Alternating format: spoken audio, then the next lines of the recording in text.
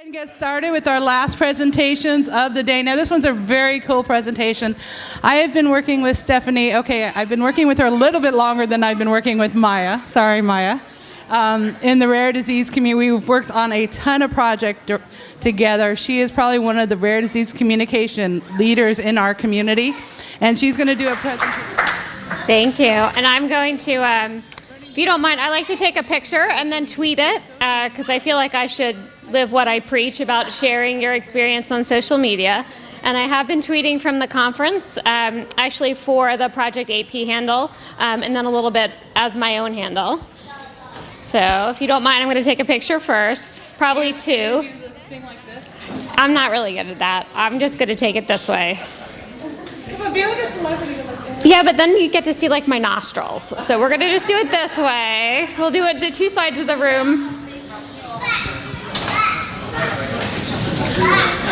That was good. Thank you for the wave in the back. And then one from this side.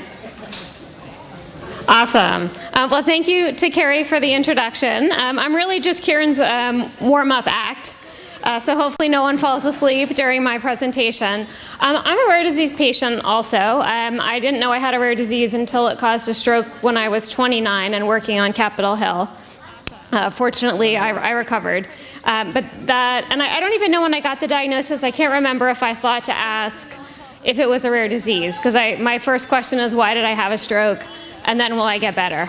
But after I finished working for my local congressman, I worked at a trade association, and I had to get on Twitter for a social media, for a public policy issue, and I got on very, very grudgingly.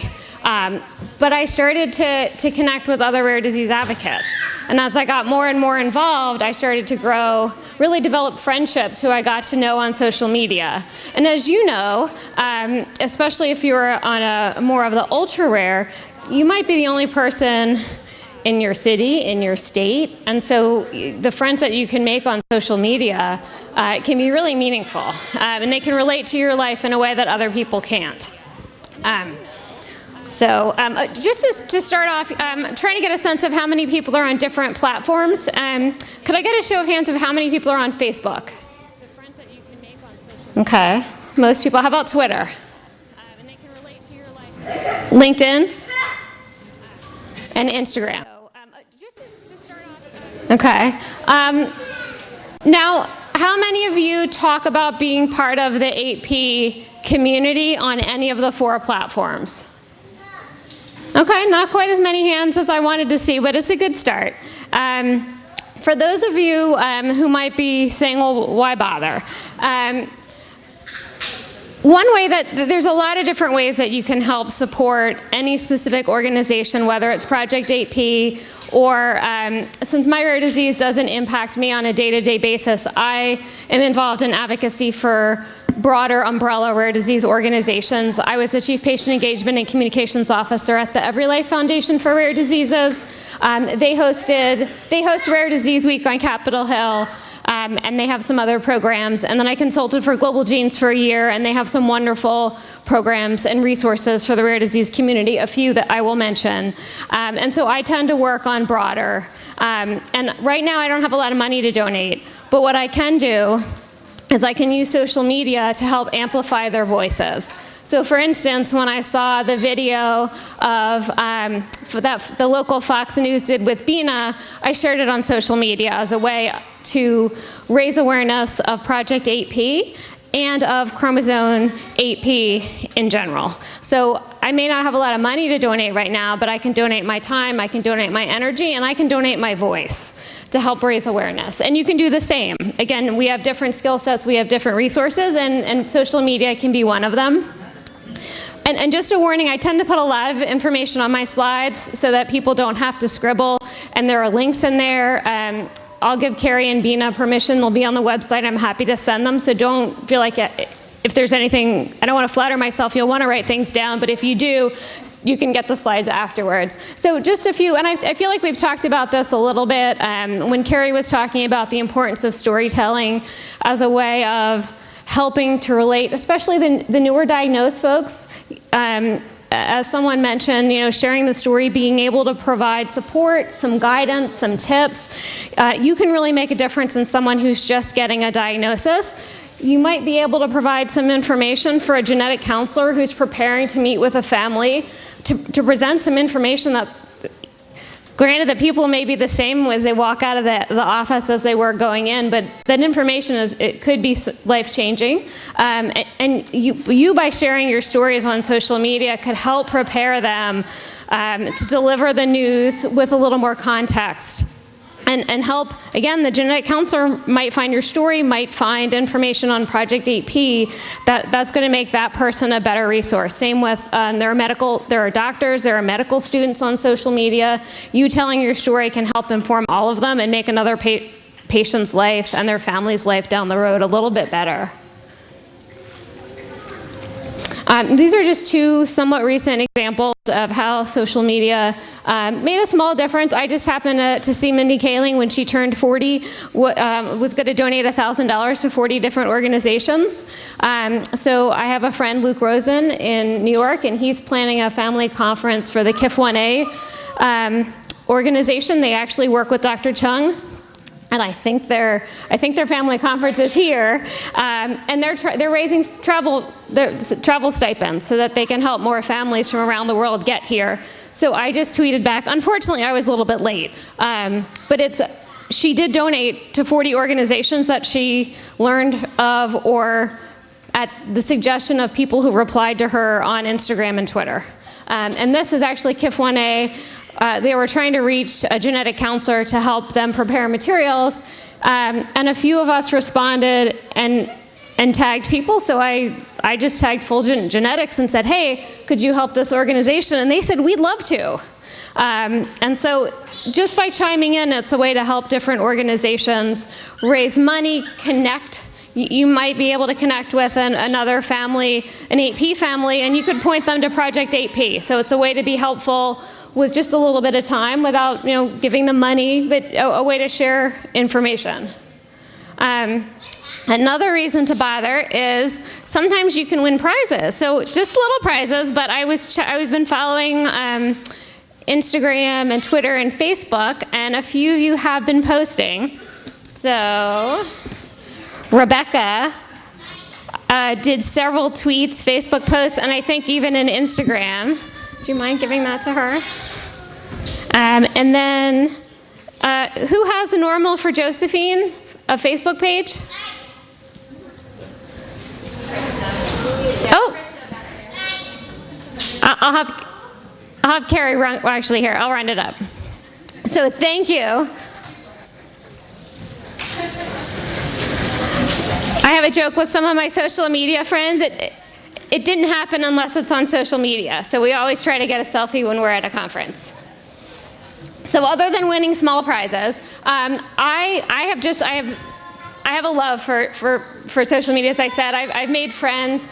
It's also, the first slide was how you can help specifically among other chromosome 8P hero families. This is a little bit broader. So you can connect with other organizations focused on rare diseases, and I have a list of some that might be of interest. You can connect with organizations that might deal with an aspect, maybe cognitive impairment. If there's any, I think Rebecca mentioned being able to connect with other families with disabilities. It might be a different disability, but maybe they know of a resource like the one you mentioned in Texas. So it's a great way to share what you know and also learn from them. Connect with some great organizations that focus on caregiving that might have some resources. I know the National Alliance for Caregiving, they're a little bit more policy focused, but they'll let you know there was a hearing, there's a bill going through Congress. I think that, I'm not sure the particulars, but I happened to see on their Twitter feed that there was a bill and there was a hearing on it in the House Energy and Commerce Committee. So they might have action alerts, and they'll have some materials so you can check it out, see if it's something that's of interest to you, if you want to make a call to your representative and senator. And again, sometimes they do have policy, they may have resources, but also action alerts. And then the organizations that focus specifically on public policy, such as the National Organization for National Organization for Rare Disorders and Every Life Foundation for Rare Diseases. They're active on Facebook and LinkedIn and Twitter and a little bit Instagram.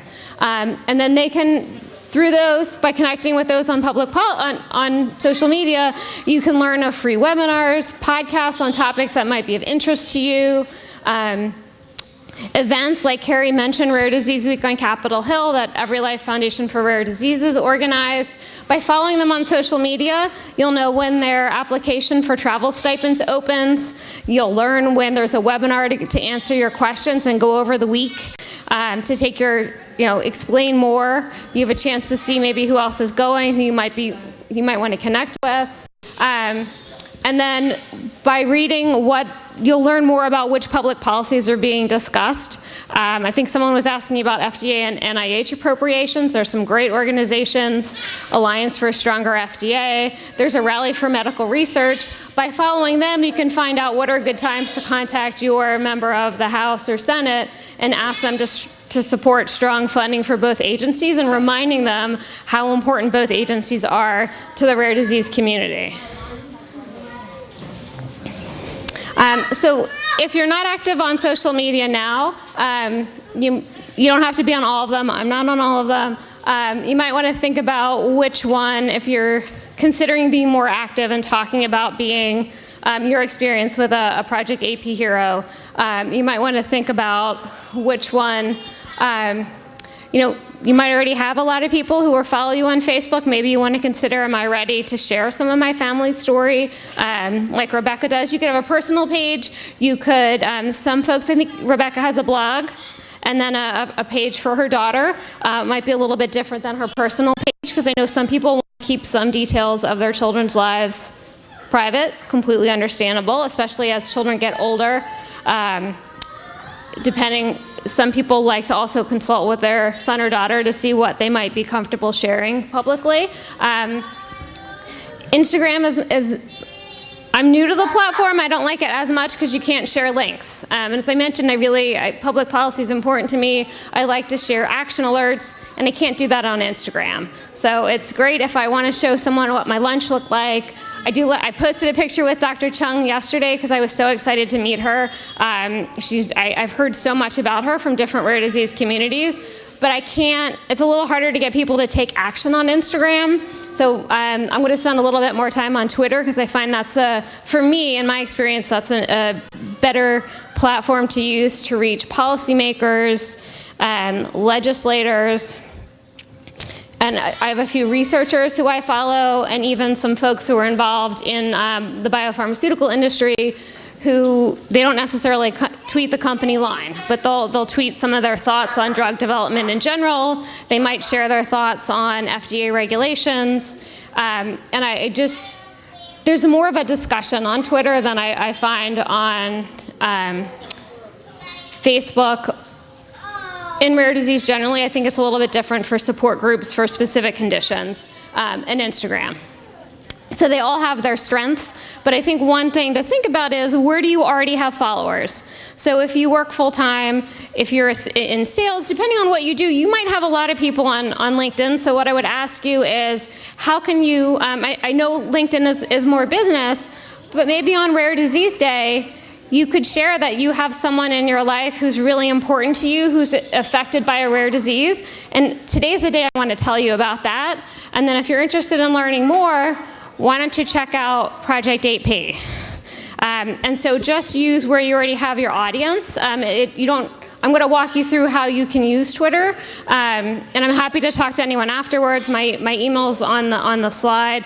But think about using the audience that you've already built up, how you can help raise awareness, and help achieve some of the goals of Project 8P, and then support the rare disease community as a whole, because by being here, you're already part of the rare disease community. And you have even more friends and a larger extended family than you might think. These are just a few things to think about. Melissa Hogan is actually on the Patient Engagement Collaborative that the FDA representative mentioned, and she's a patient representative at FDA. She has a son with a rare disease called MPS who's in a clinical trial, and we co-presented And this is she had a few good points that I thought were really good. You know, if you're looking to raise awareness, you can really use any of the 4 platforms. If you're looking to do a call to action, I would argue probably Facebook or Twitter a little bit better for those, because you can more easily include links, for instance, than you can in Instagram. And you can really educate on all of them, but then you want to think about, well, who am I trying to educate? If I'm trying to educate genetic counselors, maybe that's Twitter and LinkedIn, because I'm not likely to be personally friends with them on Facebook. And we're missing this one, because a lot more that's on the slide. It's supposed to be on that slide. Oh. Okay, so I don't know how to do a fancy fade. This is new. These are things that I didn't think about when I joined Twitter. So these are just some of the large universe of who you can reach on social media. Like I said, I was working for the biopharmaceutical industry trade association when I got on Twitter, but I just didn't think about all these other folks who I'd be able to reach. And what I love about particularly Twitter is it's a two-way conversation. I was doing a presentation in Sioux Falls last year and talking about how patients and patient organizations can engage directly with FDA and NIH. And while I was talking, Dr. Francis Collins, who's the director of NIH, responded to my tweet because I had a question about the NIH budget. And where else, like, Dr. Collins is not going to be answering emails from me. I'm not likely to meet him at a fancy event, but he got back to me on Twitter because I was researching on a slide and I got concerned. The document that was on the NIH website showed a huge cut in funding to rare disease research, and I didn't understand. Dr. Collins, in particular, has been very supportive of, he's done some rare disease research himself, and he's been a great advocate. He talks about what you can learn from rare diseases can often be applied to more common diseases, and talks about it, not only is it the right thing to do, but it's a good investment. And so I couldn't understand why he and the agency would cut research. Well, it turned out it was based on the president makes a budget recommendation, which Congress often ignores, which was the case. So the president recommended cutting the NIH budget, and generally support for NIH is nonpartisan. Both Republicans and Democrats support it. It's a good investment. NIH is very smart. They award grants in all 50 states. There's a local multiplier. So generally, members of both parties are super supportive, and they were last year. They increased the NIH budget rather than cutting it, but what was on the NIH website showed a huge cut. So Dr. Collins got back to me. So that's just a long way of saying you can get responses from people on social media that you might not have their phone number, or they might not pick up when you call them. And like I said, there are some great researchers who they weigh in with their thoughts, what's working in drug development, what's not. They'll answer questions. They'll try to track down resources. If you're trying to find a journal article that's behind a paywall, sometimes the academics can get it for you. You can get a lot of resources online. And again, you could be the resource for someone who's newer to the rare disease community or the 8P community than you are. Because you may not realize it, but I'm pretty sure every person in this room is a resource and has knowledge that could be helpful to someone else.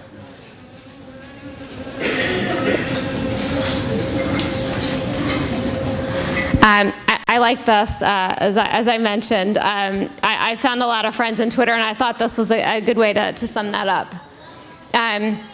So this is just a basic for those of you not on Twitter. And one of the presentations that I've given at Global Genes, where Carrie used to work, is how to make a difference on social media in less than 15 minutes a day. Because you don't need to be on social media every day. Especially after spending some time with you for the last 2 days, I understand your lives are incredibly busy with therapy appointments and education and jobs and families. I totally get it. There are some days, as much as I love Twitter, some days my 15 minutes a day might be I'm watching TV and I'm scrolling through, reading comments, retweeting something, or we'll get to, maybe I'm going to focus that day or adding followers. I'm not asking you to commit every day to spending time on social media, and you don't have to do that to be effective. This can fit into the nooks and crannies of your life. Not when you're driving, please, but if you're taking the subway home while you're watching TV and you have a little bit of downtime, flip through during the commercials if you're not fast forwarding through those. You can still make a difference without a huge time commitment. These are, again, these slides will be available. It was just to give you an idea of the different organizations and entities that are out there that might be of interest to follow. In addition to, your one must follow is Chromosome 8p, since you're all here. And that's what brought us all together. So the bio, just again, a few little things. So you met Robert as Carrie's husband, and is really helpful with registration and the information desk. What I wanted to point out about his is, Carrie and Robert have a daughter who had Gaucher disease, and so that's one of the hashtags, so that other people who are interested in the disease will find them if they do a hashtag search. And then since Carrie and Robert are active in the rare disease community as a whole, he has that on there as well. And then for the link, he drives people back to the organization that Carrie and Robert founded in honor of their daughter. And then for mine, since I don't advocate for my specific rare disease, I again just use rare disease as a whole. So if people are searching the hashtag, they might find me. For hashtags, this is helpful for me to visualize. It's like a label on a file folder. So for the last 3 days, I've been checking hashtag Project 8p and hashtag Chromosome 8p like a madwoman, looking for anyone who has been sharing so that I can retweet and like, and basically just encourage anyone who's being active on social from here. Global Genes has an amazing event every year with a lot of good resources, and it's a wonderful opportunity to meet other advocates, rare disease advocates from around the world. So when I'm there, I'm going to look at, they have 4 breakout sessions at one time, and sometimes I want to go to 2 or 3 of them. And of course, you can only be in one room at a time, so I might go back and check the hashtag.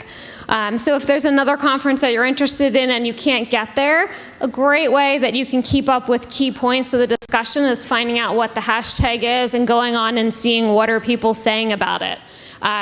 Sometimes, ideally they have a live stream so you don't miss it, but even not, sometimes I miss events and I go and I'll read through, use the hashtag to see what people are saying about it on LinkedIn, on Facebook, but mainly on Twitter, because that's where I find people often when you're looking for quotes from speakers, key takeaways.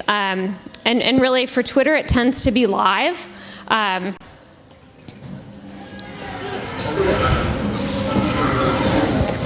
So this is a mention, one of the things that I do, I can't just sit still and watch TV, I have to be doing something else, and I'd prefer it not to be cleaning.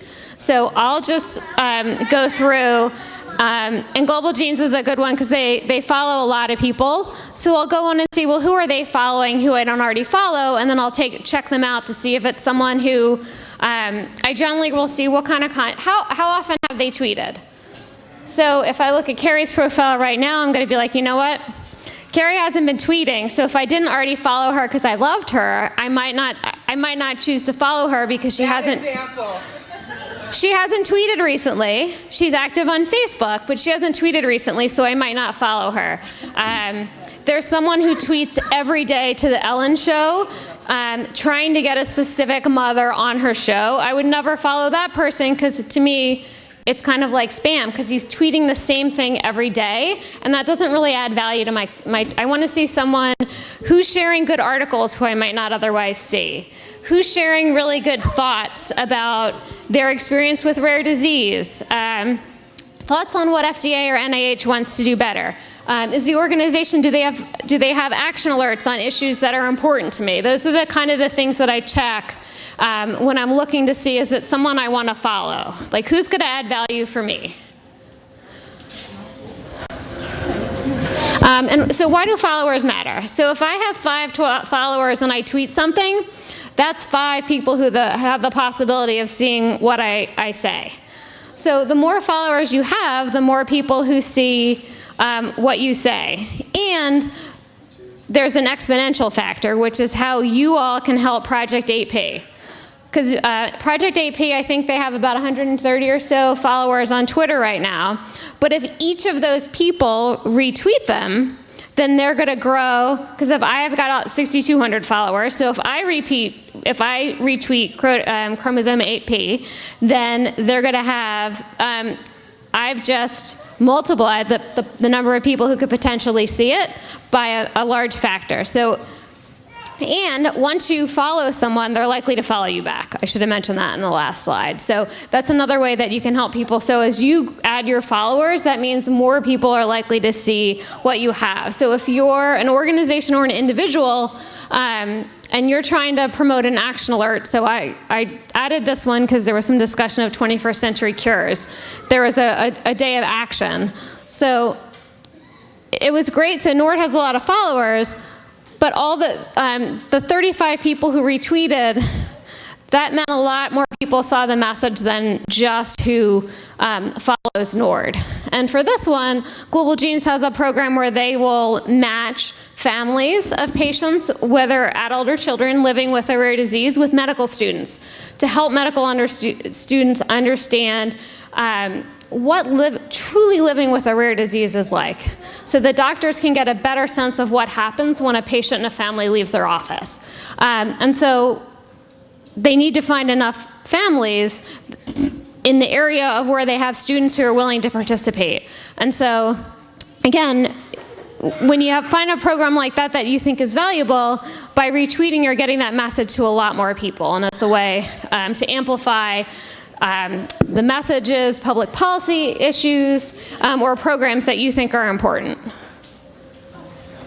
And I think I have a 5-minute, yeah, so I'm going to skip through some of these. I already mentioned avoiding tweeting the same thing over and over. Quality over quantity, as I mentioned, you don't have to be on Twitter or any other platform every day. My pet peeve is hashtags. Use them thoughtfully. I'm not a fan of hashtag lunch, hashtag Saturday, hashtag brother. Pick meaningful ones. You know, Project 8P, rare disease, disability. Think of what people might be looking for and how a specific post could be of interest to them. And why I really like Twitter. Facebook is also a great tool, especially since so many of us are already on it. So a way to help Project 8P is sharing things like a YouTube interview, a news article, a journal article. If Project 8P shares it, by you sharing it, you're going to really increase the number of people who see it. And Facebook now makes it really easy to fundraise for an organization.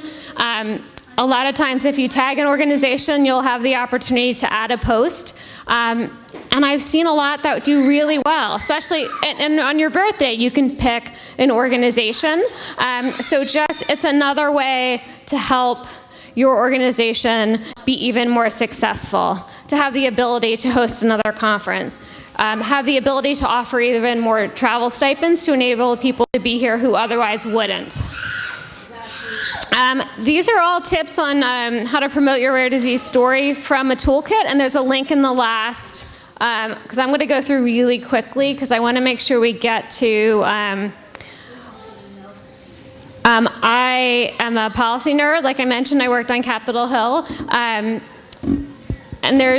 when you think about the fact that only 5% of rare diseases have an FDA-approved treatment, that indicates 95% of them don't. So clearly there is room for improvement in drug development and research. And 21st Century Cures was awesome. It streamlined some things. It authorized money for FDA and NIH, and it was a wonderful program. But there's still a lot more work to be done. And in some cases, we have to fight to keep the benefits that we already have. So I have a pre-existing condition, and I got my health care through the exchange last year, and I'd like that to continue to be an option for me, because I wouldn't have been able to leave my last job if I didn't know that I could get insurance through the exchange. So for me personally, I'm pretty invested in having the Affordable Care Act or another option to make sure that I can't be discriminated against for a pre-existing condition. And I have friends whose children cost them more than $2 million, and I don't want anyone to have a cap on how much is spent on them, because I'm not willing to put a price on their life. So things like health care. Last year there was a bill to weaken the Americans with Disabilities Act. Not in favor of that either. So that's one way that I can, in addition to calling my own representative, in addition to calling my own senators, I can raise awareness of those issues and encourage other people to take action who might not be aware of these threats. Because as I mentioned, I know we're all really busy, jobs, medical appointments, therapy appointments, life. And so making sure that other people are aware that it's an issue, giving them talking points, spreading the information from other organizations. And what's nice on Twitter is you can tag your representative and senators, and they get a notification. So I make sure, this is my congressman. He's a member of the Congressional Rare Disease Caucus. He was one of 4 members who in the last week created the ALS caucus. He's a member of the Cystic Fibrosis Caucus. He opposed the Weakening the Americans with Disabilities Act. He has opposed repealing the Affordable Care Act. So every time he does something that I appreciate, that I've asked him to do, I thank him on Twitter. Because every time I meet with him or his staff, I post a picture. Because if you meet with a member of Congress, the only people who know about it those are people who are in the room, unless you post it on social media.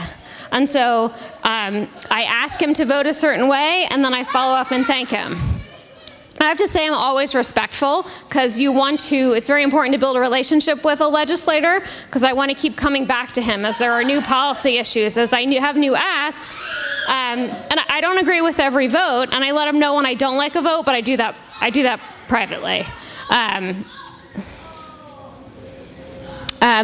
So you can also, as I mentioned, social media is a way to amplify the voices of organizations doing good work, whether it's a specific project, it's helping them spread the word about an event, and you can also help them raise awareness of policy issues and ask, especially when they're asking for action, because you can help them reach more people.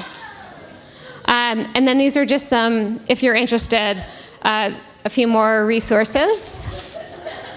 I think we might have a minute and a half, but I will be here, so I'm happy to answer any questions. But if we have questions in the minute and a half, go for it. Thank you, Stephanie.